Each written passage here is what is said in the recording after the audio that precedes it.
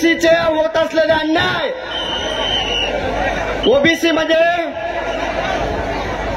आज भारतामध्ये एकूण 28,500 जाती आहेत, त्यापैकी 80% ओबीसी आहे, परंतु सत्ता मात्र मुठभरांच्या हातात आहे. हे आपलं मोठं ओबीसीचं दुःख आहे.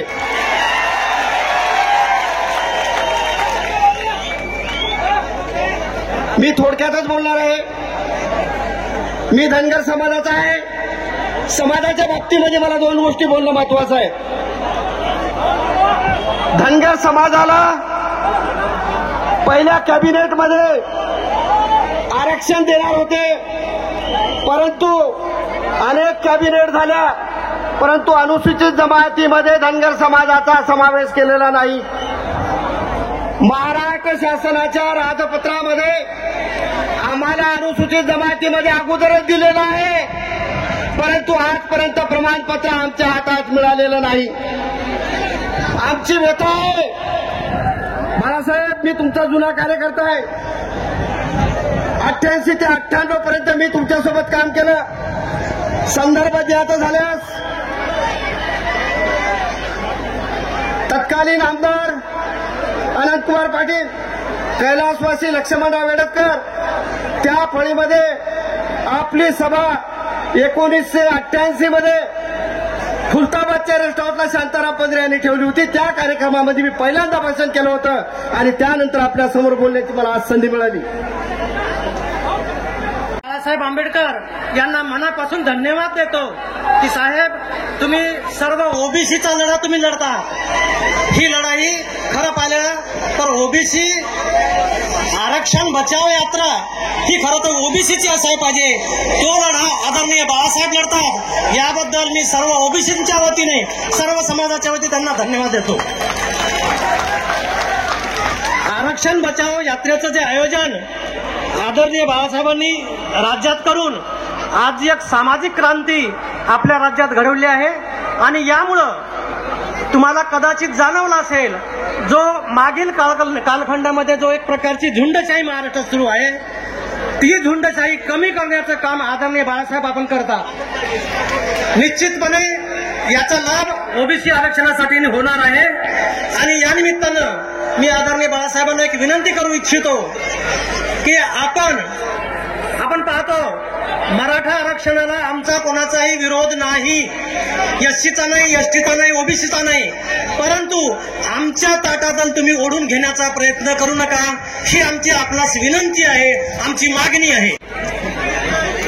सर्व महापुरुषांना वंदन करून या महाराष्ट्रातील तमाम ओबीसी, भटके विमुक्त, आदिवासी, एससी, एसटी, सर्व बहुजन वंचितांचे नेतृत्व, वंचित बहुजन आघाडीचे राष्ट्रीय अध्यक्ष श्रद्धेय श्री बाळासाहेब आंबेडकर, मंचावर उपस्थित असलेले वंचित बहुजन आघाडीचे राज्याचे नेते आदरणीय प्रियदर्शी तेलंग साहेब, जिल्हा अध्यक्ष मेश्रामजी, आपल्या सर्वांचे प्रिय तालुका अध्यक्ष रतन भाऊ, मंचावर उपस्थित सर्व ओबीसी नेते, उपस्थित सर्व बांधवांना माझा जय ओबीसी, जय भीम. एक घोषणा देऊन मी बोलतो 2 मिनिटं. वंचित बहुजन आघाडीचं श्रद्धेय श्री बाळासाहेब आंबेडकर भागे बढो. बांधवांनो, आरक्षण बचाव यात्रा ही श्रद्धेय श्री बाळासाहेब आंबेडकर यांच्या नेतृत्वाखाली 25 तारखेला मुंबई चैत्यभूमी येथून सुरू झाली. महात्मा फुले वाडा पुणे, राजश्री शाहू महाराज स्मारक कोल्हापूर पासून यात्रा 22 जिल्ह्यामध्ये या महाराष्ट्राच्या फिरत आहे. आणि जसा आज पुसदच्या वासियांनी जो उत्स्फूर्त प्रतिसाद दिलेला आहे, असाच प्रतिसाद महाराष्ट्राच्या कानाकोपऱ्यामध्ये स्वीकारत आम्ही इथपर्यंत आलेलो. बांधवांनो, पुसदच्या सगळ्या बांधवांमध्ये उत्साह आहे, कारण या ठिकाणी पुसदमध्ये मला माहित नाही पूर्वी कधी, पण रिसेंटली मला आता तालुकाध्यक्षांनी सांगितलं, त्यांनी अध्यक्ष झाल्यापासून त्या ठिकाणी श्रद्धेय श्री बाळासाहेब आंबेडकर पहिल्यांदा इथे येत आहेत. त्यामुळे आपल्या सगळ्यांना, साहेबांना ऐकण्याची त्या ठिकाणी सगळ्यांना उत्साह आहे. पण मी या ठिकाणी एकच सांगणार आहे बांधवांनो, ओबीसी बहुजनांना, आदिवासी बांधवांना त्या ठिकाणी राजकीय संधी देण्याचं काम जर कुणी केलं असेल तर ते फक्त श्रद्धेय श्री बाळासाहेब आंबेडकरांनी केलेलं आहे. भारी बहुजन महासंघापासून ते वंचित बहुजन आघाडीपर्यंत तुम्हा महावंचितांना कोणी न्याय दिलेला नाही, फक्त साहेबांनी दिलेला आहे. त्या ठिकाणी या दोनच पक्षाच्या माध्यमातून अनेक ओबीसींना संधी दिली. काँग्रेसनी कधी दिली नाही, राष्ट्रवादीने दिली नाही, शिवसेनेच्या दोन्ही गटांनी दिलेलं नाही, भाजपनं तर बिलकुल दिलेले नाही. दिलेत तर फक्त धंदांडग्या लोकांना, मस्तवाल लोकांना, प्रस्थापित लोकांनाच त्या ठिकाणी दिलेले आहे. अनेक जण या ओबीसीच्या आरक्षणामध्ये त्या ठिकाणी या महाराष्ट्रातला मराठा समाज येऊ इच्छितोय. मला या ठिकाणी विदर्भातल्या असल्यामुळे मला तिकडलं बोलायची गरज नाही, पण इथला सुद्धा कुणबी मराठा समाज तिकडल्या सगळ्या सोयऱ्याच्या माध्यमातून इकडे सुद्धा राजकारणावर वर्चस्व करतोय. मला सांगायचं आहे, कुणबी मराठा समाज या विदर्भातला तुम्ही ओबीसी मध्ये आहात, पण त्या ठिकाणी इतर ओबीसीना कधी तुम्ही सोबत घेत नाही. तुमच्या मुलीबाळी तिकडे देता आणि तिकडे मराठवाड्यातलं सुद्धा आमचं आरक्षण उडून घेता. त्या ठिकाणी मराठवाड्यामध्ये सुद्धा तुम्ही त्या ठिकाणी छुप्या पद्धतीने आतापर्यंत तुम्ही त्या ठिकाणी सगळे सोयरे करून त्या ठिकाणी तिकडलं सुद्धा आरक्षण, त्या ठिकाणी तुमच्या आरक्षणावर जी गदा आणलेली आहे ते तुम्ही स्वतः आणलेले आहे. इथल्या मराठा कुणबी समाजाला मला सांगायचं आहे की तुम्ही तुमच्या पायावर धोंडे पाडून घेतलेले आहेत की त्या ठिकाणी पाठिंबा देऊन तिकडला सगळ्या सोयरेचा सगळा प्रकार तुम्ही या ठिकाणी इकडे ओढून घेतलेला आहे. त्याला तुम्ही जिम्मेदार आहात. तुम्ही इथल्या ओबीसीला, अन्य ओबीसीला राजकारणामध्ये सोबत घेतलेलं नाही. त्या ठिकाणी त्यांच्यावर त्या ठिकाणी राजकीय दृष्ट्या तुम्ही सुद्धा त्या ठिकाणी यांच्यामध्ये कधी सामील झाला नाही. तर तुमचंच वर्चस्व करण्याचा प्रयत्न केलाय. म्हणून मी जाता जाता एवढं सांगणारा बांधवांनो, या राज्यातला कोणताही पक्ष बोलायला तयार नाही. शरद पवार तर त्या ठिकाणी मराठा समाजाचेच नेते आहेत, त्यांनी तर आमच्या पुढे आरक्षण गिळायलाच बसलेले आहेत. काँग्रेसला काही घेणं देणं नाही. बाळासाहेब थोरात बोलायला तयार नाहीत, नाना पटोले बोलायला तयार नाहीत. त्या ठिकाणी सगळं उघड्या तमाशा बघतायत आणि जरांगे पाटलाला जाऊन पाठिंबा देत आहेत. हो, आमचा पाठिंबा आहे की त्या ठिकाणी ओबीसी मधून आरक्षण देऊन टाका. त्या ठिकाणी दुसऱ्या एका नेत्याचं नाव घ्यायचंय, उद्धव ठाकरे साहेब यांचं. त्यांना तर आमच्या महाराष्ट्रामध्ये कोणत्या जाती आहेत आणि कोणता त्याचा पत्ता पण नसेल. या महाराष्ट्रामध्ये 400 जाती ओबीसीच्या आहेत. उद्धव ठाकरे साहेब, मला या मंचावरून आपल्याला विचारायचं आहे, तुम्हाला 10 तरी ओबीसीच्या जातीचे नाव माहित आहेत का? हो, माहित आहेत का? आमच्या भटक्या युवकांच्या कोणत्या कोणत्या जाती आहेत तुम्हाला माहित आहेत का? बांधवांना मी निश्चित सांगतो, त्यांना काही माहित नाही. त्यामुळे ते या भानगडीत सुद्धा यायला तयार नाहीत. ओबीसीची बहुजनांची बाजू ते घ्यायला तयार नाहीत. दुसरे उरले भाजपचे देवेंद्र फडणवीस. इथल्या ओबीसीच्या मंचावरच्या सगळ्या लोकांना मी विचारतो, ओबीसी म्हणून जास्तीत जास्त भाजपला मतदान करता, पण मला सांगा 57 लाख सर्टिफिकेट कोणत्या सरकारनं वाटलेले आहेत त्याचं तुम्ही मला उत्तर द्या. एक सही तरी, एका पोलिसाच्या बदलीची सही सुद्धा करण्याचा अधिकार त्या ठिकाणी देवेंद्र फडणवीस यांना विचारल्याशिवाय मुख्यमंत्री एकनाथ शिंदेना आहे का? एवढ्या सगळे 57 लाख सर्टिफिकेट वाटले देवेंद्र फडणवीस यांच्या परवानगीशिवाय वाटले का? सांगा की हो म्हणा नाही तर नाही म्हणा. याच्यामध्ये 57 लाख सर्टिफिकेट वाटण्यामध्ये देवेंद्र फडणवीस यांचा हात आहे का नाही? मग ओबीसीचं आरक्षण कोणी खाल्लं? कोणी खाल्लं? भाजपनी खाल्लं का नाही?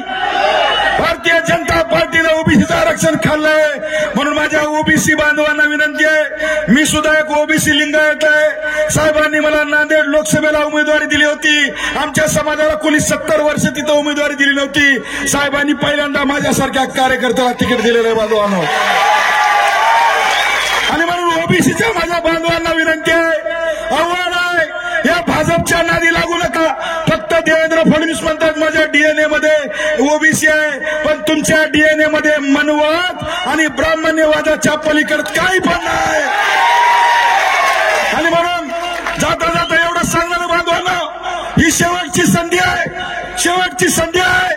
तुमच्या दरवाजावर त्या ठिकाणी तुम्हाला सत्तेत नेण्यासाठी देव उभा आहे आणि तुम्ही जर त्या देवाला ओळखलं नाही तर तुम्हाला ओबीसी कधीच आपण आपले लेकरं बाळ माफ करणार नाहीत, कारण ऑपॉर्च्युनिटी नॉक्स द डोअर वन्स असं इंग्लिशमध्ये म्हणतात. संधी एकदाच मिळते आणि यावेळेस सगळं आरक्षण उठून गेलेलं असताना आपण जर साहेबांना साथ दिली नाही, वंचित बहुजन आघाडीला साथ दिली नाही, तर तुमचं लेकरं बाळ तुम्हाला कधीच माफ करणार नाहीत वारंवार. त्याच्यामुळे आपण सगळ्यांनी वंचित बहुजन आघाडीला साथ द्यावी. येणाऱ्या 7 ऑगस्ट रोजी त्या ठिकाणी औरंगाबाद संभाजीनगर येथे प्रचंड मोठ्या शक्ती प्रदर्शन वंचित बहुजन आघाडीचं श्रद्धेश्री बाळासाहेब आंबेडकर यांच्या नेतृत्वाखाली होणार आहे. सगळे पूर्ण महाराष्ट्रातून ताकद लागलेली आहे. सगळ्यांना सांगायचंय की हो, आम्ही ओबीसी SC ST एकात, आमच्या आरक्षणाला कोणी सुद्धा धक्का लावता कामा नये, हे आपल्याला लाखोच्या संख्येनं तिथं जमून सांगायचंय. तुम्ही येणार आहात का? आवाज येणं झाला, येणार आहात का? आपण सर्वजणांनी पुसत असतील यवतमाळ जिल्ह्यातल्या सर्वजणांनी ताकदीनिशी येणाऱ्या 7 तारखेला औरंगाबाद इथे जमायचं आहे आणि आपली अचाट शक्ती, आपली एकी त्या ठिकाणी दाखवून द्यायचं. एवढंच बोलतो आणि थांबतो. जय हिंद, जय ओबीसी, जय भीम.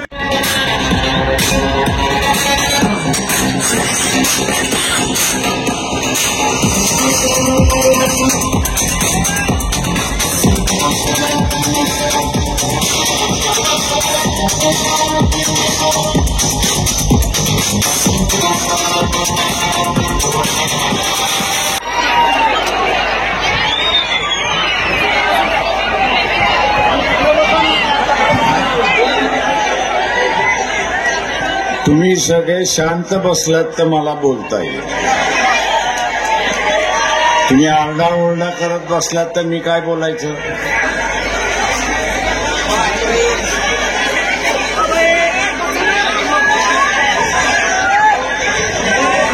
माझी सगळ्यांना विनंती आहे की हे जे सगळे यंग एलिमेंट आहे, थोडं जागा ठेवून उभं राहू शकता का? एकमेकाला कशाला चिटकताय? हा, थोडी जागा ठेवा, जागा ठेवा थोडी. पाठीमागे पसरा, पसरा पाठीमागे, 2-2 पावलं पाठीमागे जा. अरे राजा, ते मोबाईल बंद करा, सगळ्यांनी खिशात टाका, सगळ्यांनी खिशात टाका. टाक खिशात, नाही तर इथे येऊन घेऊन जाईल. तो झेंडाही खाली कर.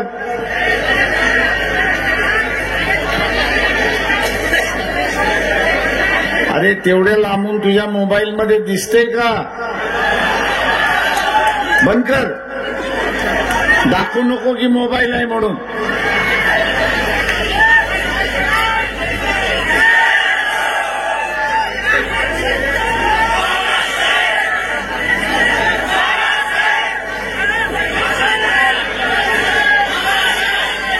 प्रियदर्शी तेलंग आणि त्याच्याच बरोबर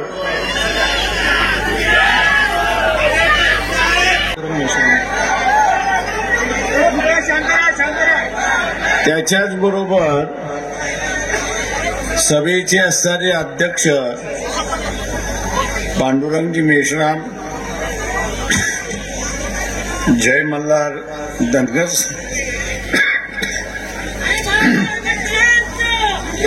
जय मल्हार धनगर संघटनेचे अध्यक्ष सुभाष बोडके, अखिल भारतीय महात्मा फुले समता परिषदेचे आत्माराम जाधव, महाराष्ट्र प्रांतिक तेली समाजाचे लक्ष्मणजी आगाशे, सराफ सुवर्ण संघटनेचे संजय चिंतामणी, त्याच्याच बरोबर परशुनाथ दिगंबर, शेनगाव मंदिर संघटनेचे अध्यक्ष अण्णा वाळ, अखिल आदिवासी विकास परिषदेचे संदीप आडाव, इतर सर्व संघटनेचे पदाधिकारी ज्यांचे नाव घेतले नाहीत ते मला असणारे या ठिकाणी माफ करतील. उपस्थित बंधूंनो, भगिनीनो आणि बालमित्रांनो,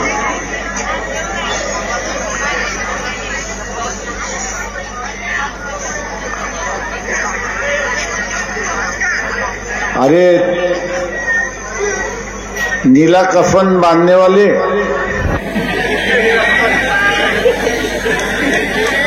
सायलेंस.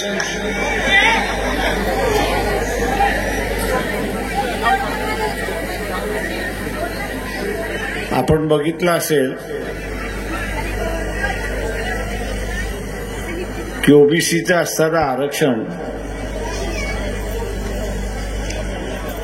हे धोक्यामध्ये आहे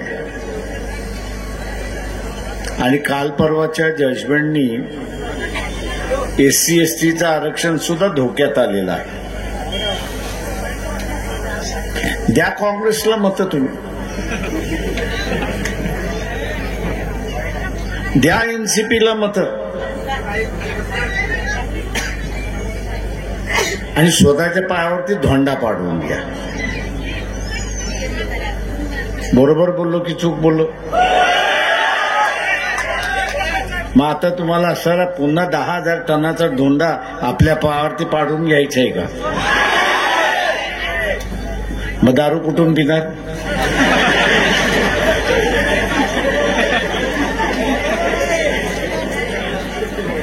मग दारू कुठून पिणार? मला एक जण सांगा की तुम्ही दारू का पिता?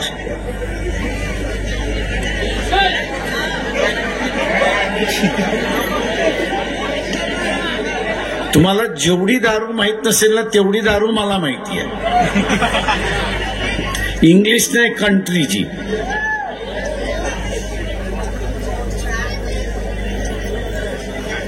पिता कशाला? हा बघा समोर प्यायलेला आहे. मी आत्ता इथनं सांगतो तुला, का रे राजा तू प्यालास का मला सांग? का दारू प्यालास मला सांग? आज का दारू प्यालास मला सांग? फुकट मिळाली म्हणून प्यालास, मित्रांनी पाजली म्हणून प्यालास, की प्यावंसं वाटलं म्हणून प्यालास? एकाने तरी कारण सांगितलं की मी का दारू प्यालो.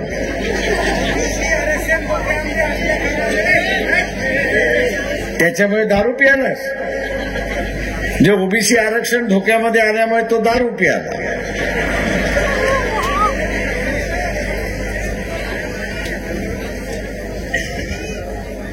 मित्रो,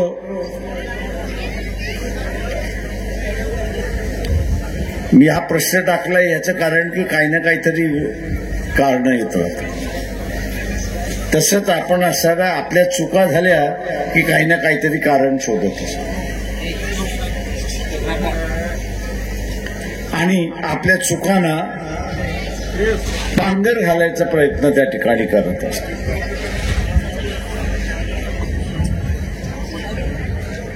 पांघर घालायचा प्रयत्न त्या ठिकाणी करत असतो.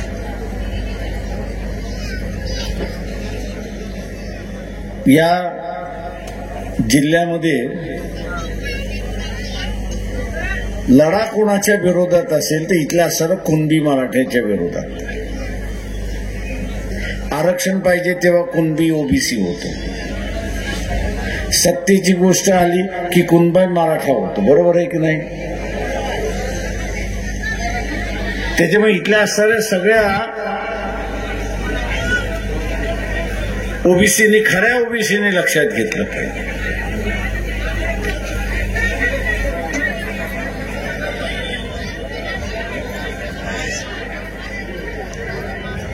काय झालं तिथे? हे बसून घे ग पोरगी.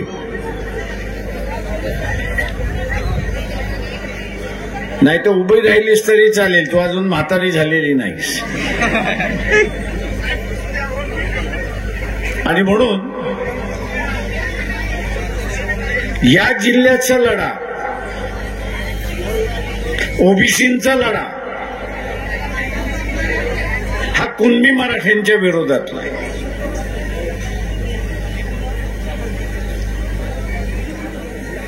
स्वतःहून कुणबी समाजाला म्हणू द्या की मी ओबीसी आहे.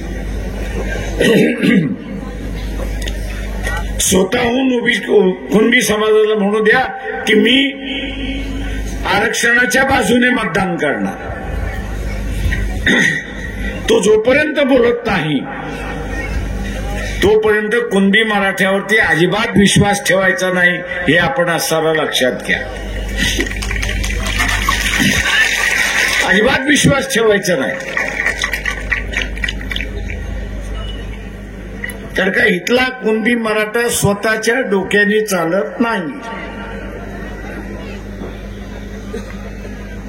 इथला कुणबी मराठा स्वतःच्या डोक्याने चालत नाही, त्याला पश्चिम महाराष्ट्रातले मराठे चालवतात. त्याला पश्चिम महाराष्ट्रातले मराठे चालवतात आणि तो जसं सांगेल तसा हा चालतो.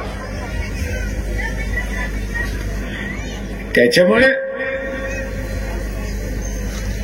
जरांगे पाटील यांना पाठिंबा कोण देते तर मराठा समाज देतोय.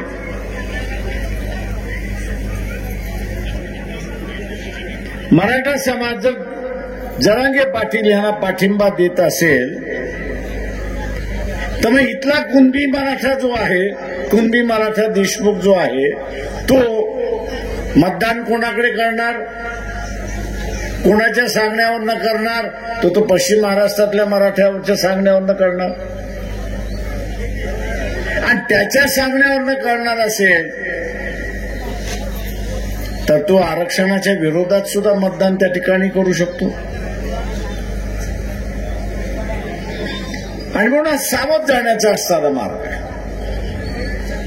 कुणबी समाज जोपर्यंत स्वतः येऊन सांगत नाही की मी माझ्या डोक्याने चालणार आणि मी आरक्षणवादी आहे, हे जोपर्यंत सांगत नाही आणि विधानसभेमध्ये जरांगे पाटील यांच्या ठरावाच्या विरोधात मतदान करत नाही, तोपर्यंत आपण विश्वास ठेवता कामा तोपर्यंत आपण विश्वास ठेवता कामा नये. नाहीतर आपण फसून जाऊ. आपण असाला फसून जाऊ. जसं बघितलं आरक्षणाचा निर्णय आला, काँग्रेस एनसीपी वाले टाळ्या वाजवायला लागले. का?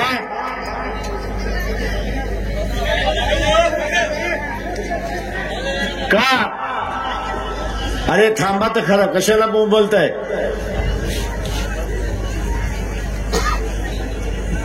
म्हणून तुम्हाला म्हटलं चिकटून चिकटून उभं राहू नका, तर ती सवय तुमची गेली नाही चिकटून चिकटून उभे राहण्याची.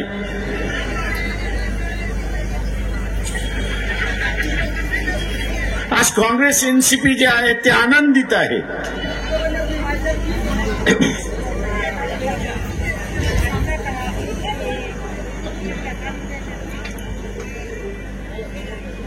की आरक्षण आम्ही ओबीसीचं आरक्षण घालवायला निघालेलो, तिथं जाईल.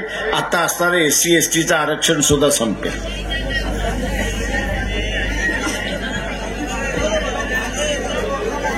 काय झालं तिथे?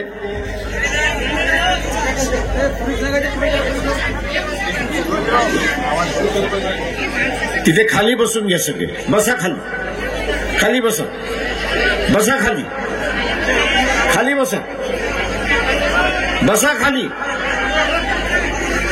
म्हणजे बरोबर पाठीमाग सरकार. बसा खाली. हे भोंग्याजवळ सुद्धा उभे आहेत तुम्ही.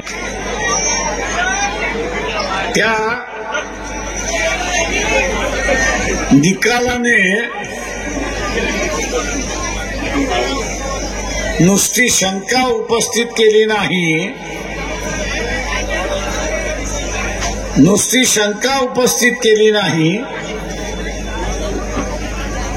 तर त्याने आरक्षण संपवण्याचा मार्ग सुरुवात केला, हे लक्षात घ्या.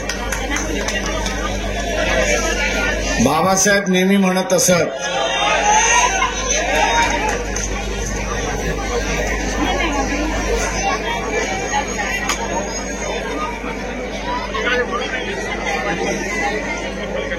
बाबासाहेब नेहमी म्हणत असत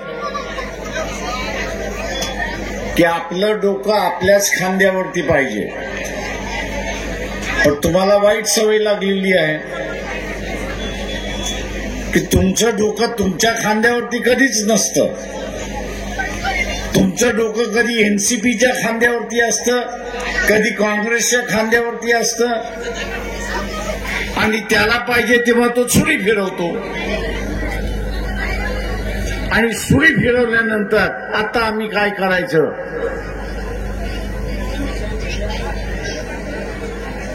आता आम्ही काय करायचं. इतकी वर्ष आपण पाहिलं तर ओबीसीने भारतीय जनता पक्षाला मतदान करत आले, शिवसेनेला मतदान करत आले. पण आज ज्यावेळेस ओबीसीचं आरक्षण धोक्यामध्ये आलं, जरांगे पाटील असं म्हणतोय की आम्हाला आरक्षण ओबीसीमधनं कोट्यामधून पाहिजे, आणि शरद पवार त्यांना असं म्हणतात की इलेक्शनमध्ये 225 आमदार आम्ही आमच्याच समाजाचे आणणार. 225 आमदार आम्ही आमच्याच समाजाचे आणणार असं ज्यावेळेस म्हणतात, त्यावेळेस ज्या पक्षाला मतदान दिलं, भारतीय जनता पक्षाला मतदान दिलं, तोच भारतीय जनता पक्ष आता ओबीसीच्या बाजूने उभा राहायला तयार नाही, हे लक्षात घ्या. तोच ओबीसीच्या बाजूने उभा राहायला तयार नाहीये. आतापर्यंत सर ओबीसीना भारतीय जनता पक्ष सांगत होता की आपला धर्म एकच, तुम्ही पण हिंदू आहात, मी पण हिंदू आहे, त्याच्यामुळे हिंदूंचं राज्य आलं पाहिजे आणि या देशाला हिंदू राष्ट्र म्हणून घोषणा केली पाहिजे.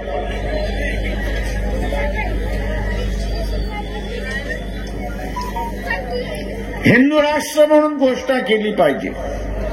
आणि आज ज्यावेळेस त्या ओबीसीच्या आरक्षणाला धोका निर्माण होतोय, त्यावेळेस ओबीसीच्या बाजूने नाधड भारतीय जनता पक्ष उभं राहतंय, नाधड शिवसेना उभं राहतंय, अशी असणारी परिस्थिती. सेनेची भूमिका काय, तर माळी आहे, धनगर आहे, कैकाडी आहे, मांगारुडी आहे, यांनी मोदीकडे जावं. वंजारी आहे, त्यांनी मोदीकडे जावं. मोदीकडे जाऊन आरक्षण वाढवून घ्यावं, आणि आरक्षण वाढलं की मराठ्यांना त्यांच्यामध्ये घेऊ आणि आरक्षणाचा प्रश्न संपतो.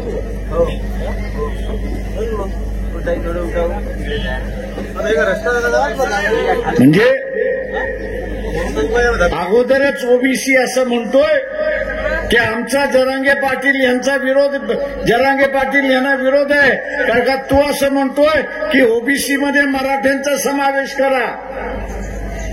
आणि शिवसेना काय सांगते की वाढून आणा आणि मराठ्यांना तुमच्यामध्ये घ्या. म्हणजे काय, कोंबड्याच्या खुराड्यामध्ये कोणाला सोडतोय,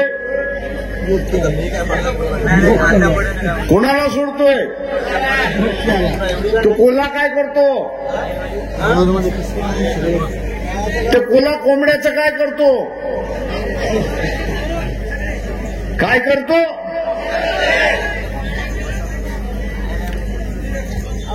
माझा असणारा ओबी समूहाला सांगणं आहे की ह्या कोल्यांना ओळखा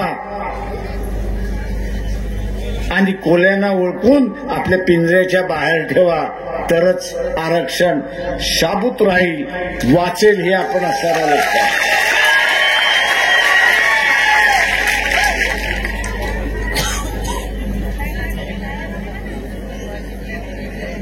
भारतीय जनता पक्ष दुसरं असं म्हणतं कि हिंदू धर्म खतरे में आहे, मुसलमान जसा म्हणतो इस्लाम खतरे में. तसं भारतीय जनता पक्ष म्हणतोय हिंदू धर्म खतरे में. मी इथल्या तमाम हिंदूंना विचारतो की आपल्या घरातला असणारा देवारा आपण काढणार आहात का? त्यांना उत्तर नाहीये. देवारा जर काढणार नसाल आणि वडिलांच्या त्या रीतिरिवाज आहे ते जर पाळणार असाल तर धर्म धोक्यामध्ये आला कुठून? धर्म धोक्यामध्ये आला कुठून? हे फसवं राजकारण आहे. हे फसवं राजकारण आहे. हे फसवं राजकारण आपण ओळखलं पाहिजे. RSS बीजेपी हे कधीही आरक्षणवादी नव्हते. RSS आणि बीजेपी हे कधीही आरक्षणवादी नव्हते. तर उलट ज्यावेळेस 340 कलम घटनेमध्ये बाबासाहेब अंतर करायचं म्हणत होते त्यावेळेस हिंदू महासभा RSS आणि त्यावेळेसचा राजकीय पक्ष हिंदू महासभेचा राजकीय पक्ष यांनी बाबासाहेबांच्या घरामध्ये धुडगूस घातला की तुम्ही आमचा असणारा अधिकार काढून घेताय आणि इतरांना देताय. तुम्ही आमचे अधिकार काढताय आणि इतरांना देताय. त्यावेळेस धुडगूस घातली. मी RSS आणि बीजेपी वाल्यांना विचारतो की तुमच्या पूर्वजाने जे असणारं धुडगूस घातली ओबीसीला आणि महिलांना अधिकार देण्याच्या वेळेस त्याच्याबद्दल माफी मागणार आहात का? आणि हे जोपर्यंत माफी मागत नाही तोपर्यंत आपण यांना मतदान करता कामा नये हे आपण असावं लक्षात घ्या.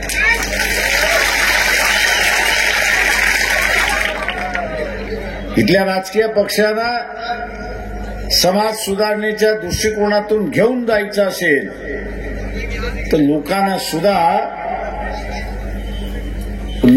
सुद्धा आपले निर्णय बदलावे लागतील. जसं रिलायन्स आणि वोडाफोन इतर मोबाईल सर्व्हिस वाढल्यानंतर अनेक जणांना आठवण आली अरे BSNL वाला शिल्लक राहिलेला आणि सगळेजण BSNL कडे जायला लागले. का जायला लागले? 400 रुपये आता चार्ज करतोय BSNL वाला 200 रुपयाच देतोय आपल्याला. हा व्यवहार कसा आपल्याला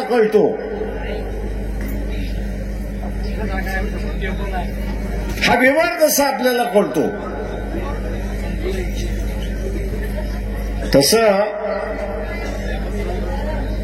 आपल्याला समाज सुधारणेचा सुद्धा व्यवहार कळला पाहिजे. समाज सुधारणेचा सुद्धा व्यवहार आपल्याला कळला पाहिजे की एकाला कोणाला धडा शिकवायचा असेल तर त्याच्याकडे बघायचंच नाही, त्याला मतदान करायचंच नाही. मग तो विचारायला का मतदान केलं नाही तर त्याला सांगायचं तू सुधारायला तयार नाही म्हणून तुला मतदान केलं नाही, तू सुधार आणि तुला मतदान करतो.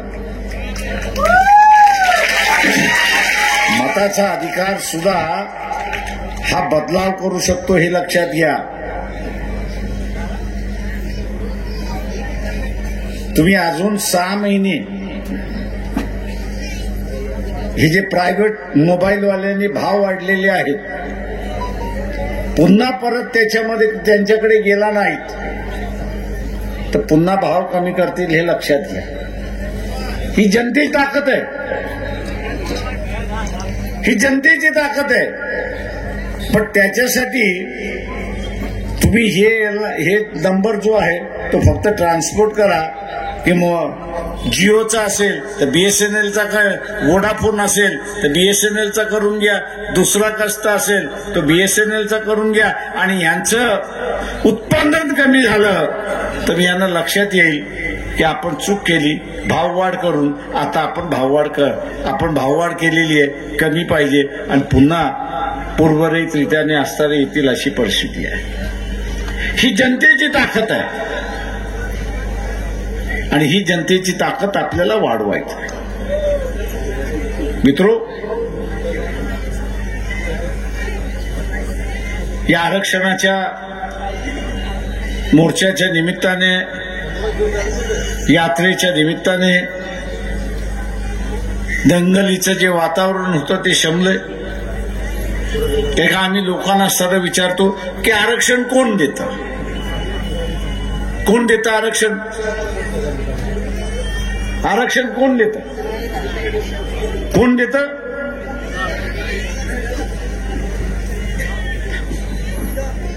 कोण देतं आरक्षण? संविधान तर सोय करते, देतं कोण?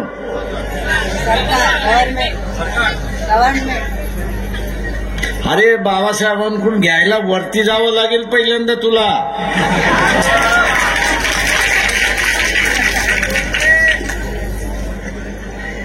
कोण देतं आरक्षण? सरकार देतं.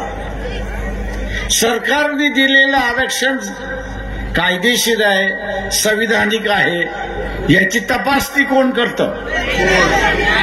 न्यायालय करतं. तुमच्या हातात काही आहे? तुमच्या हातात काही आहे? मतदान. तुमच्या हातात काही आहे? मतदान. आता या मताचा वापर कसा करायचा?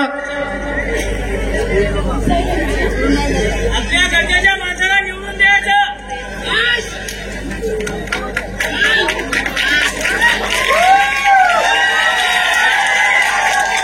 मताचा वापर हा आपल्या विचाराच्या माणसाला निवडून आणण्यासाठी करायचा. मताचा वापर हा आपल्या माणसाला निवडून आणण्यासाठी करायचा आणि आपल्या विचाराचा माणूस त्या ठिकाणी बसला, आपल्या विचाराचा माणूस जर त्या ठिकाणी बसला तर तो आपल्या अधिकाराचं संरक्षण करेल हे असताना लक्षात. तो संरक्षण करेल. मी मगाशी जे म्हणालो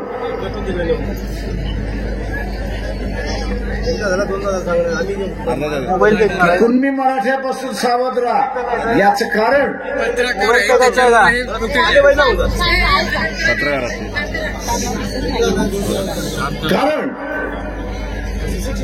आत्ताचं जे सभागृह आहे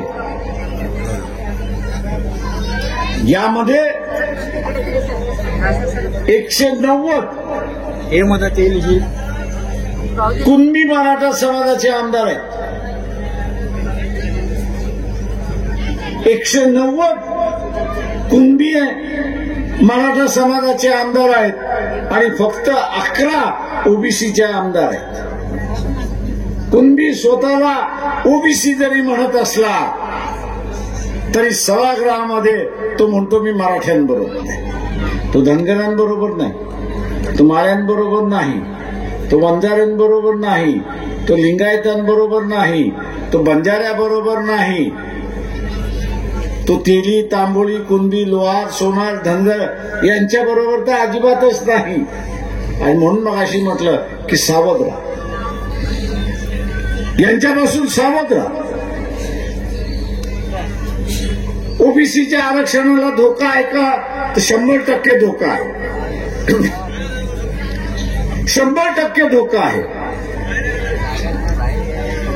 इलेक्शनच्या अगोदर नाही, पण इलेक्शनच्या नंतर आहे. माझ्या अगोदरच्या एका वक्त्याने ओबीसीची जात गणना झाली पाहिजे याच्याबद्दल भाष्य केलं. ती झाली पाहिजे,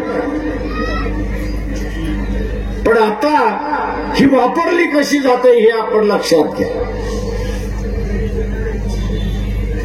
नवीन विधानसभा ज्यावेळेस गठीत होईल 2-3 महिन्यामध्ये निवडणुका होतील, नवीन विधानसभा येईल. त्या नव्या विधानसभेमध्ये ओबीसीची ही जी मागणी आहे की जात जनगणना केली पाहिजे, जात जनगणना केली पाहिजे, ही जी मागणी आहे ती ताबडतोब मान्य होईल.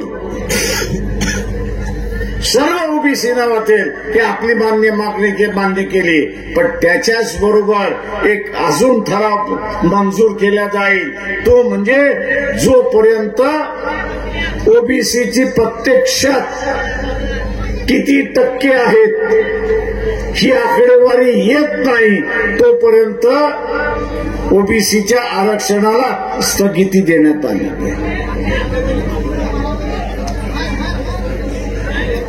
अरे मारामारी करा, थांबवा तिथे, मारामारी थांबवा तिथे, दोघांना बाजूला करा, दोघांना बाजूला करा तिकडनं आणि तुम्ही खाली बसा, बाजूला करा ते सगळ्यांना.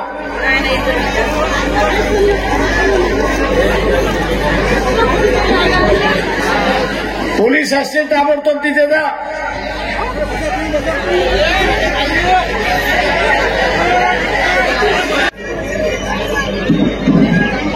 की उद्याच्या नव्या येणाऱ्या सभागृहामध्ये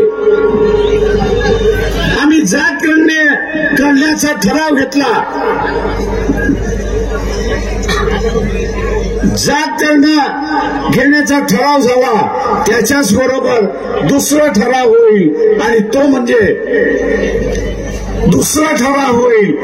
म्हणजे की जात गणना जोपर्यंत होत नाही आणि आकडेवारी येत नाही तोपर्यंत ओबीसीच्या आरक्षणाला स्थगिती देण्यात आली. काय करणार? काही करता येणार नाही. कारण सभागृहाच्या निर्णयाला कोर्टामध्ये चॅलेंज देता येत नाही. सभागृहाचं कामकाज कोर्टाच्या बाहेर आहे आणि म्हणून तमाम ओबीसींना मी असताना सांगतो, धनगर आहे, माळी आहे, कुंदी आहे, तेली आहे, लोहार आहे, सोनार आहे, सुतार आहे, कायकाडी आहे, मांगारुडी आहे, या सगळ्यांना मी असताना सांगतो की यावेळेस एकच लक्ष ठेवा, एकच लक्ष की कुठल्याही परिस्थितीमध्ये आरक्षण आम्ही वाचवणार म्हणजेच वाचवणार.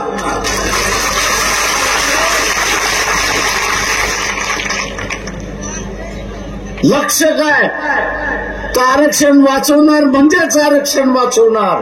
आमचं मत आरक्षणवाद्यांनाच.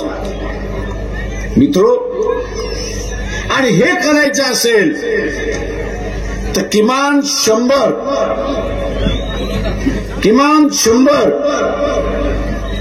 ओबीसीचे आमदार आपण निवडून दिले पाहिजे, हे लक्षात घ्या.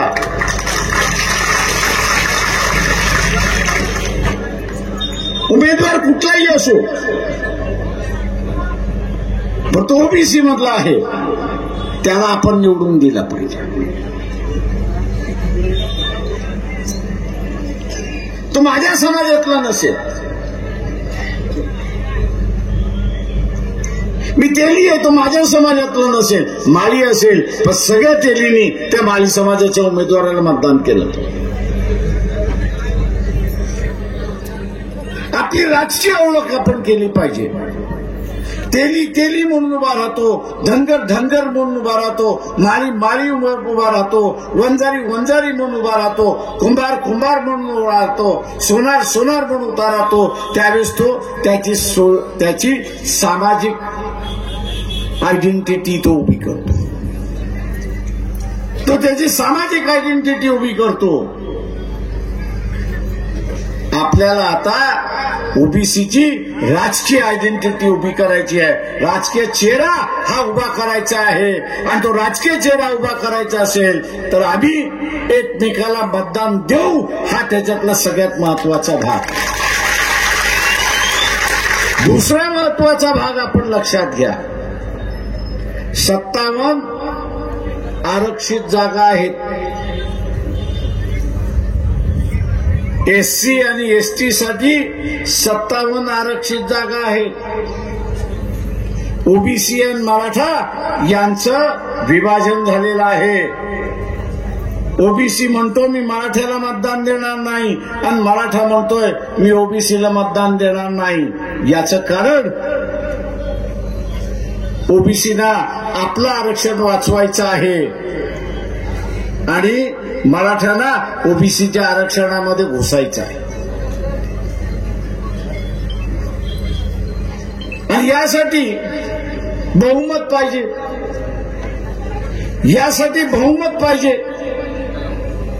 या 57 आरक्षित एससी आणि एसटीच्या जागा महत्वाच्या. एससी आणि एसटीला ओबीसीचं आरक्षण मिळत नाही, त्यांना स्वतंत्र आरक्षण. आता यांनी ओबीसीच्या बाजूने मतदान केलं पाहिजे, ओबीसीच्या बाजूने मतदान केलं पाहिजे. तर आपल्याला हे बघावं लागेल की या 57 जागा ओबीसीच्या मतावरतीच जिंकल्या पाहिजेत. ओबीसीने 100% मतदान एससी आणि एसटीच्या याच्यामध्ये केलं, त्याला बहुमत पाहिजे. या 57 जागा मराठा समाजाच्या मताने जिंकून आल्या तर ते तुमच्या विरोधात मतदान कारण त्यांच्याकडून ते निवडून आलेत, तुमच्याकडून निवडून आलेले नाहीत. आणि म्हणून एससी आणि एसटीच्या जागा या ओबीसीच्याच मतावरती निवडून आल्या पाहिजेत. हे बघणं आपलं सगळ्यांचं कर्तव्य आहे. तेव्हा कुठे आपण जिंकतो हे लक्षात घ्या. 7 ऑगस्ट या दिवशी विश्वनाथ प्रताप सिंग यांनी ओबीसीचं आरक्षण जाहीर केलं आणि या आरक्षण बचाव यात्रेची सांगता सुद्धा आपण 7 तारखेला औरंगाबादलाच त्या ठिकाणी करतो. आपण 7 तारखेला सुद्धा औरंगाबादला त्या ठिकाणी करतो आहोत. माझं आव्हान आहे आणि विशेष करून ओबीसीला आणि आरक्षणवाद्यांना ज्यांना ज्यांना शक्य असेल त्यांनी औरंगाबादच्या 7 तारखेच्या मेळाव्यामध्ये प्रचंड मोठ्या संख्येने उभं राहावं आणि ओबीसीचा राजकीय चेहरा आपण दाखवावा हे आवाहन करतो आणि आपली सगळ्यांची रजा घेतो. जय भीम, नमस्कार.